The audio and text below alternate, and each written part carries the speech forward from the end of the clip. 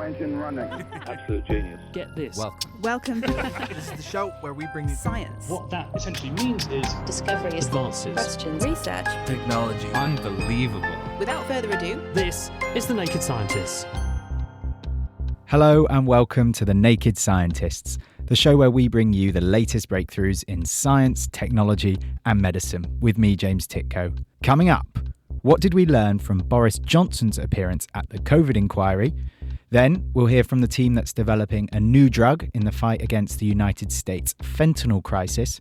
And a bit later on, when the results came back, it turned out that it's around 5,000 years ago when these trees were growing. we'll hear about the discovery and fate of an ancient woodland. From Cambridge University's Institute of Continuing Education, this is The Naked Scientists.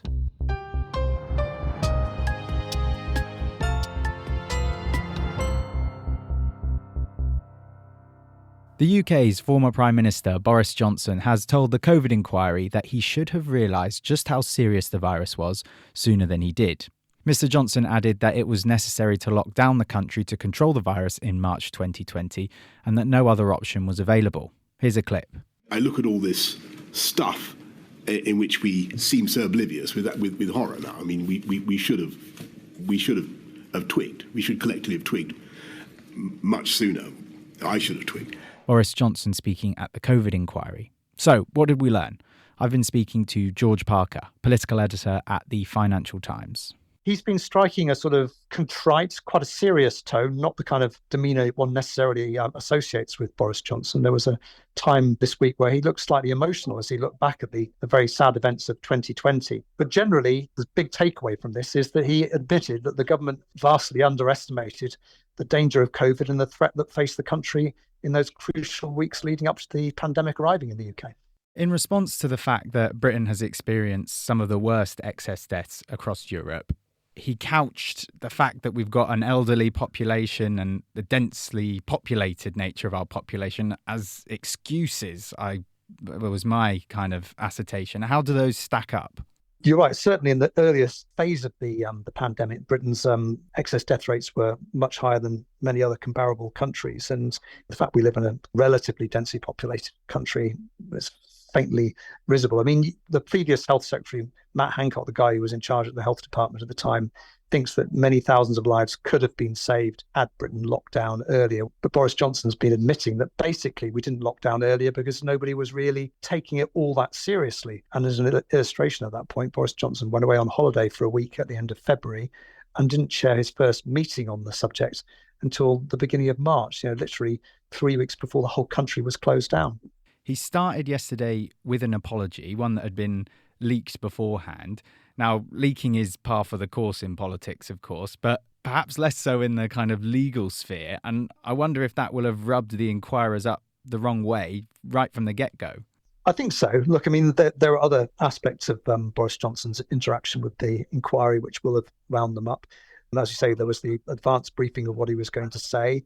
There was the disclosure that some of his WhatsApp messages relating to the first lockdown had disappeared from his phone. This was the phone, you probably remember, which he switched and then had to be opened by security. The fact that WhatsApp messages on his phone were unavailable to the inquiry, that for some technical reason that nobody can quite get their head around, those are WhatsApps relating to the first crucial lockdown period. So look, I mean, they'll be glad to have him in front of the inquiry for 2 days. And I think he's been given a fairly rigorous going over by the legal counsel. As we're on the subject, the communications going on between members of the government over the past couple of years and their teams at the Times has also been the focus of the inquiry. There's been obscenity-ridden ones. There are ones questioning the faculties of the people in the top jobs.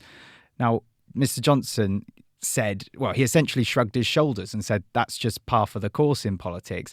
You've covered UK and European politics for many years. Is that your analysis? I think the thing is that WhatsApp has replaced in modern politics what used to be oral, snatched conversations between colleagues in corridors and around the photocopier. So if people say things in WhatsApp messages they might say in a normal conversation, which exposed to the harsh light of day appear intemperate or unprofessional. Having said that, there's no doubt that Boris Johnson ran an extremely chaotic and dysfunctional government, which reflected his own personality. There was an atmosphere of suspicion. There was a feeling that Boris Johnson changed his mind from one day to the next. So it's not my experience of covering British politics for 30 odd years that is normally the way things are done in government. And, I think it's certainly true that Boris Johnson had exactly the wrong kind of personality type for the crisis that we saw. The inquiry's aim is to learn the lessons from COVID. Are you able to distill what those might be, or is it too early to tell with the testimony of so many still yet to come? I think it's a little bit too early. I think there's a danger, and I think people have discussed this, that the inquiry has been seen very much through the prism of people settling scores and the lurid WhatsApp messages that you were just referring to there. And it's more like the equivalent of putting people into stocks, which I think has a cathartic value to the country, actually, because people want to see people in the dock, in inverted commas, and being held to account. But in terms of lessons learned, I think the most important lesson to be learned is how do we prepare for possible pandemics in the future? And you certainly wouldn't want to prepare for it in the way that the UK government did in the early weeks of 2020. No preparation for acquiring personal protective equipment, no preparation for acquiring testing facilities for COVID, and basically no forward planning about the possibility that we might need to go into a lockdown, even though that was already a policy was taking effect in other countries in the world, including China and Italy. So advanced planning is obviously going to be one of the big lessons to be drawn out of this whole process. Political editor of the Financial Times, George Parker. The US President Joe Biden recently called his country's fentanyl crisis an American tragedy. And it's not hard to see why. The powerful drug contributed to 75,000 deaths in the United States last year, and there are concerns that the synthetic opioid could also soon wash up on European shores. In a bid to stop people from dying from fentanyl abuse, a company called Cessation Therapeutics has been developing novel antibody therapies designed to block the potent effects of the drug. I began by asking the company's chief scientific officer, Dr. Andy Barrett, to explain the dangers associated with fentanyl. It's a highly potent opioid, and it's being made in clandestine labs, typically in Mexico, where the purity and potency of the fentanyl is not always known. So people who use the drug don't always know exactly how much they're using. And because even small changes in the dose of fentanyl can lead to toxicity and death, this creates a very dangerous environment for chronic drug use. Currently, the best way to save someone who is overdosing on fentanyl is by administering naloxone, commonly known by its trade name Narcan. These canisters have been a real lifesaver, haven't they? They absolutely have. Narcan is an indispensable medication that is widely available here in the United States and in other countries. Even with the widespread availability of Narcan, we continue to see an all-time high of fentanyl-related overdose deaths. One of the reasons is because it is very difficult to get to people fast enough to reverse fentanyl's effects. Fentanyl can produce life-threatening respiratory depression or very slow breathing in a matter of 2 to 3 minutes.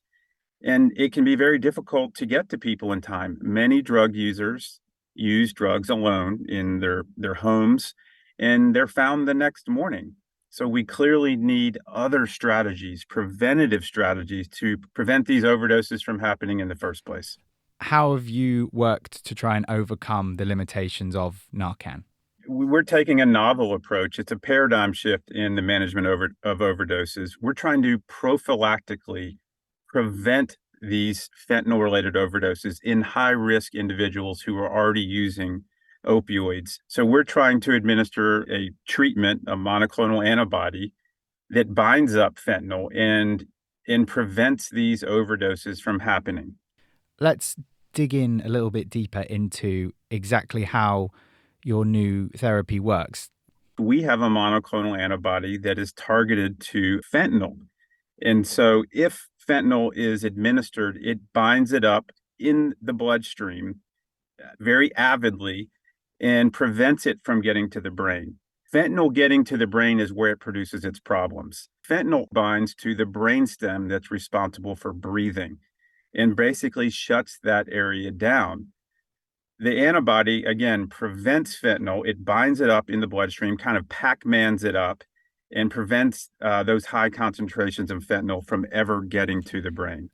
And the obvious advantage of your treatment, as you've described it, is that it can be used in advance. How long does it offer protection from a fentanyl overdose for? And so we've shown in primate models that a single administration of the antibody can block potentially lethal doses of fentanyl for approximately a month, 28 days. How much does it cost compared to Narcan? We still have a lot of drug development to do. We haven't put a cost on it. Narcan is over the counter now, and so it is relatively cheap.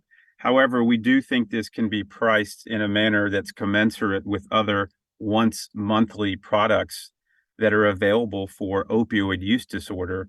There are certain products that contain a drug called buprenorphine that ameliorates withdrawal and craving symptoms. And we think it could be priced on par with those types of drugs. Obviously, as vital as these treatments are towards saving lives of those with opioid dependency, there's still the need, of course, to grapple with the root causes of the current crisis, and they'll need to be addressed alongside this strategy. So about 5 or 6 years ago, most of the fentanyl was coming from China, a lot of it via mail. There has been clamping down on raw materials there. What is happening is those raw materials are being shipped to Mexico, where fentanyl is being manufactured in clandestine labs and then shipped to the United States via overland trafficking or sometimes in the mail. Some of those precursors are used in other chemicals that are important, so it's difficult to totally outlaw them. With respect to, variations in synthetic opioids over time and what could be next, fentanyl is extremely easy to manufacture and it's extremely cheap. And drug users seem to really like its effects. It costs about 10% as much as heroin to produce. You don't need poppy fields, you don't need farmers. As you would with heroin. You can make it in a tiny clandestine lab, enough to make millions of dollars in a single batch. There have been reports of other synthetic opioids, but fentanyl still accounts for the vast majority of the illicit drug supply. About 60% of all opioids that are seized contain fentanyl or structurally related fentanyl analogs, for which our molecule would also work against. That was Andy Barrett at Cessation Therapeutics, and you can find out much more about their work in the journal Nature Communications. The Naked Scientists podcast is produced in association with Spitfire, cost-effective voice, internet and IP engineering services for UK businesses. Find out how Spitfire can empower your company at spitfire.co.uk. Music in the programme is sponsored by Epidemic Sound, perfect music for audio and video productions. You're listening to The Naked Scientists with me, James Titko. Still to come, why is the UK building a new space telescope system in Cyprus? But first, the discovery of preserved wood by farmers in the east of England has led Cambridge scientists to determine the presence and fate of an ancient forest. Will Tingle with this report. Great scientific tales often come from unusual places or accidental discoveries, just ask Alexander Fleming. And this tale of ancient trees is no different. This story begins with a lone brave traveller wading through harsh conditions and trying to garner sympathy by saying something like, "I'm in the cold winds of the fens in the east of England." I'm in the cold winds of the fens in the east of England. To watch a mystery unravel, usually known for being a place that is flat and somewhat featureless, unidentified and strangely shaped wood has been piling up on farmland in this area after being ploughed out of fields. I'm here to speak to one of the people that has been amassing a sizable collection. I'm Chris Beaver, farm manager for JG Farms, managing land in this area around the other side of Boston. When I heard about this story originally and I was told that there was some mystery wood being unearthed on farms in this area, I was expecting 1 or 2 trees. This is an insane amount of wood in front of us. Just how much do you think there is? There'll be at least 70 tonne here, dragged out over a lot of years. Is it just a case of it turning up in the soil as you plough? Basically, yes, it does tend to move around there. So deep cultivations do pull it out, but then if we can't pull it out the first year, generally we'll mark it and go back the second year, just being aware of where it is, and it normally moves in the soil, and it's nothing but a pain. Something I feel like we should appreciate is that there is fascinating scientific value to this, but from a practical farming term, this is not what you want at all. No, it's just difficult to deal with on a day-to-day basis. We'll go around autumn cultivations, and then we'll have to go around and pick up the bog oak, the trees, heap them up again, and then spring cultivations exactly the same. It's almost good that it turned out to be so old and unusual, because otherwise this would be utterly pointless. Yeah, I mean, there must be some value in it, but it's a question of realising the value of it. What did you think it was when you first saw it? Did you just assume there was no real significance to it? Everyone calls it bog oak. We know it's old. Yeah, we don't know there's any real value in it, but the actual age is no one was really interested. I assume it wasn't a direct line of communication with you, but did you get in contact with the university? Did the university get in contact with this group of farmers, and how was this relationship established? Yeah, I assume my predecessor got in contact with Tatiana about this, and yeah, then she got in contact with me eventually. So very luckily, one of the farmers contacted the department saying that, hey guys, I have lots of wood here on the edge of my field. Is there any interest? This is Tatiana Bebchuk. She's a PhD student at the University of Cambridge's Department of Geography and was one of the people tasked with unlocking the secrets of this dead forest. Luckily, my supervisor gets very excited when he hears about the wood. So he went to the field, took a sample of the wood because he had no idea of how old it is. When the results came back, he was even more excited because turned out that it's around 5,000 years ago when these trees were growing. Trees are very useful for telling us the recent history of the climate. Since they grow more in warmer, wetter years, the rings are further apart when you look at a cross-section of the trunk. So, what kind of snapshot do these preserved trees give us about the fens 5,000 years ago? Since we find so many trees, it means that there were woodlands. The species that we find are yew trees, so Taxus baccata, Latin name, and oak trees. We then see that these trees established themselves in the area around 5,200 years ago, and they were growing in favorable for them conditions. However, we do see that some of the trunks have what is called adventitious roots, so the roots that are produced when a tree starts to be buried. So it means that while these trees were growing, something was going on in the landscape, in the topography, right? Then we see that all these trees die and they get preserved. So all together, we kind of can bring these pieces of puzzle and reconstruct the environmental story, which for us now looks like, as this area is very flat and is basically situated at the sea level, it was very much affected by sea level. So if the sea level rises, rivers don't have as much flow to pass the water to the sea, so that it gets flooded with fresh water. And under freshwater logging conditions, peat starts accumulating. So that's what was burying the trees. But then the question remains what actually killed the trees. And as we see that these trees produce adventitious roots, it means that they were not killed by peat. They could overcome it. So our current hypothesis is that this species is intolerant to salt water and salt aerosols. So the rapid sea level rise or increased storminess could lead to decline of the trees. On a geological timescale, sea levels rise and fall all the time. What do you think drove this one in particular, and was there anything significant about it? So I can't yet say what drove this sea level rise, but we do see some interconnections on a global scale between the disappearance of these trees and some other major climatic events.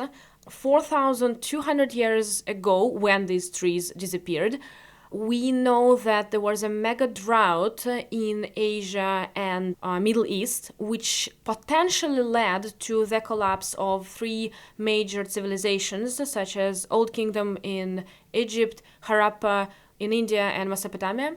So we can kind of see that there are these teleconnections, and we just have to explore if that's what was in 4,200 years ago.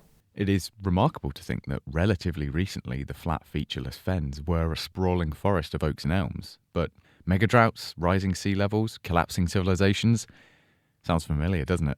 Should we continue to burn fossil fuels and allow climate change to shape our weather systems and landscapes, areas such as the fens, a place of home, food and wildlife, could well find themselves in very deep water.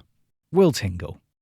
Now, the UK has announced that it will be building a new ground-based space telescope system in Cyprus.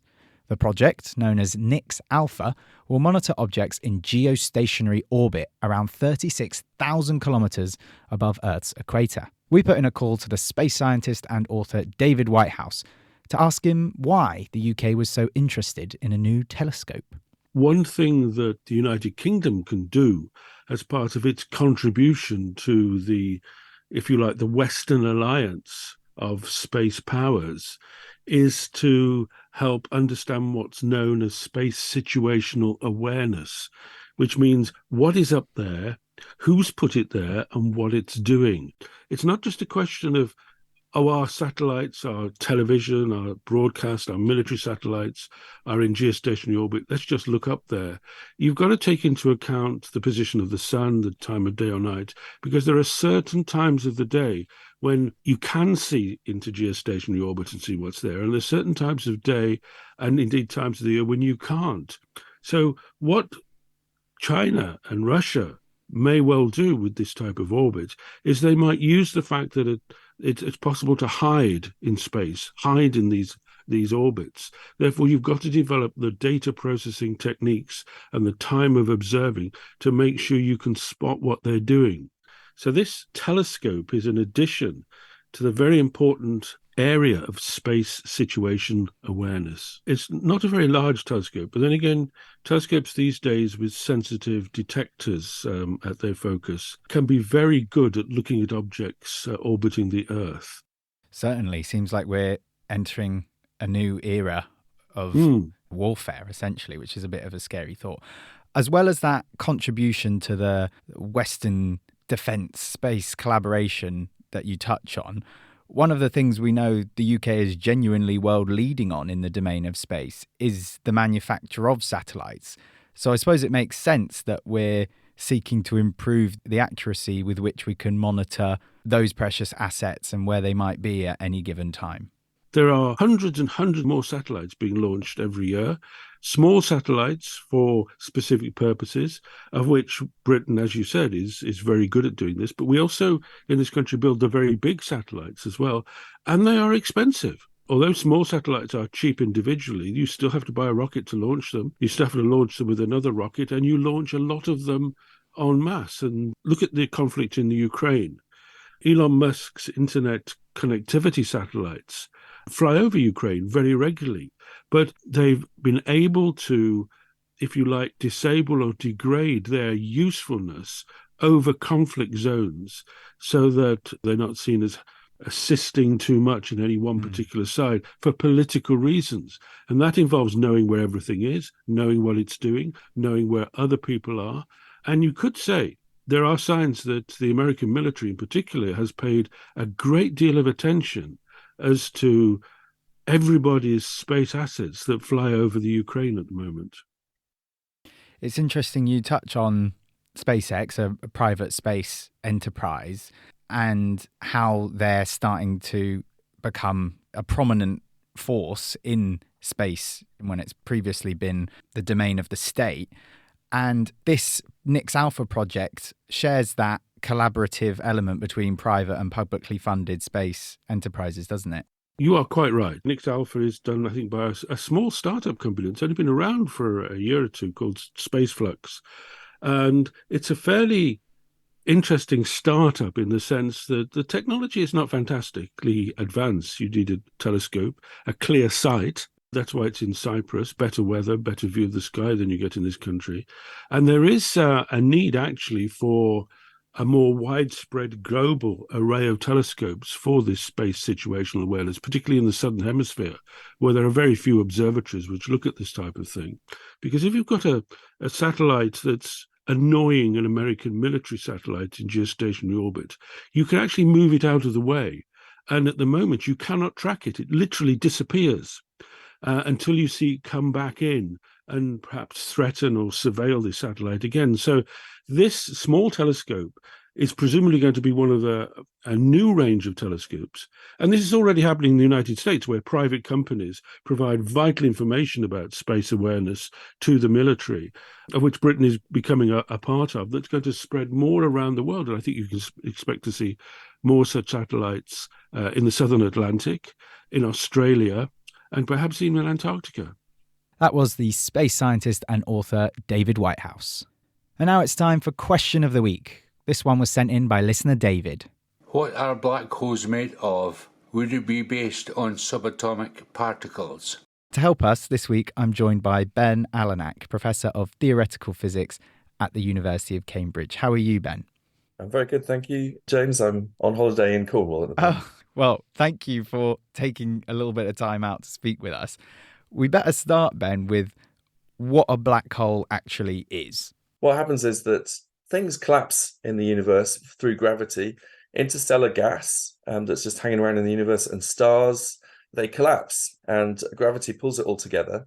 And so it forms a very dense bit of matter. And sometimes that matter is so dense that it will suck light back into itself. And so that's what happens, basically. The black is the absence of light because it's just been sucked back in by the gravity. So no light hits your eyeball. And so you know the absence of light looks black. So that's what a black hole is. It's a surface around a very dense object, which is in the middle of it probably, where the light gets sucked back into the middle. So the short answer is it's made up of the things, the gas, the objects that it sucks towards the middle of it. Exactly. But the problem is they all end up being very densely compressed in the middle, and we don't fully know what goes on there. What's likely to happen is instead of atoms and things, you've got subatomic particles, but they're at such high pressures and temperatures, we don't really know how they behave right in the middle. You can describe it with equations, and the simple equations have infinities in it, and it's probably a lot more complicated than we know. So we're reaching the edge of scientific knowledge about what's happening right in the center. But the bit that we see as a black hole, that we understand. It's this sphere around it that where the light gets sucked back in. And you touch there on the second part of David's question, which is the particles that are getting sucked into the singularity, for all intents and purposes, the dot in the middle, are getting changed into subatomic particles when they're in there. And that's up for debate. They certainly will when they get close to the center, because they'll get heated up. The temperature will break the atoms apart. So there will be a stage, at least, where they're subatomic particles, and actually we know, in the sense that we know how they behave. But when they get heated up more, beyond any experiments we've been able to do and, things we've been able to test, then we're not really sure how they're going to behave after that. Something quite unusual might happen, we don't know. Thanks to Ben Alanak. And next week, we'll be answering this question from one of our younger listeners. How many nuclear bombs destroyed Jupiter? The question on everybody's lips: how to trigger nuclear Armageddon in Jupiter. Let's see how we get on with that one. If you've got a question of your own, please email us. It's chris@nakedscientist.com, or join the conversation on our forum at nakedscientist.com/forum. Now, just before we go, I'd also like to say a big thank you to Keaton, who says thanks. We keep him abreast of the latest science and technology. Charles, David, James, who says another year of quality, interesting and engaging programmes. Thanks, James, who's listening down under. And August, who joins us from Belgium. Thank you, August. Now, quality journalism of the type you hear on The Naked Scientists is costly to produce, so we do rely heavily on you, our listeners, to help us to keep going. If you listen and enjoy the programme, feel free to show your support by making a donation. It really does make a massive difference, especially if it's a regular sponsorship, and every little helps. We've made it really easy and secure. nakedscientists.com/donate. That's all for this programme. Join us on Tuesday when we'll launch our new series of Titans of Science with the world-famous astronaut stroke rock star, Chris Hadfield. It's a cracker, so please tune in for that. The Naked Scientist comes to you from the University of Cambridge's Institute of Continuing Education. It's supported by Rolls-Royce. I'm James Titko. Thanks for listening, and until next time, goodbye.